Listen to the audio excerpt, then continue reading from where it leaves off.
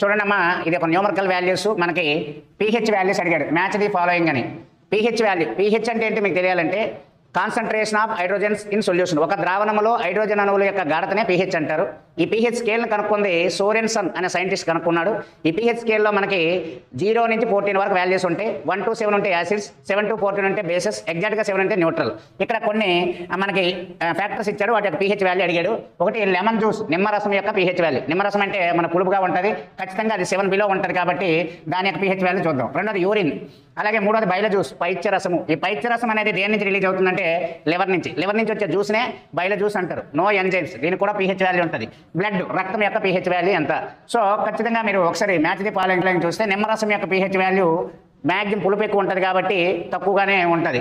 రెండోది మనకి urine, urine యొక్క pH వాల్యూ 5.5 నుంచి 7.5 మధ్య, ఎందుకంటే యూరిన్లో pH వాల్యూస్ మారుతుంటాయి. అలాగే బయల జ్యూస్ 6.8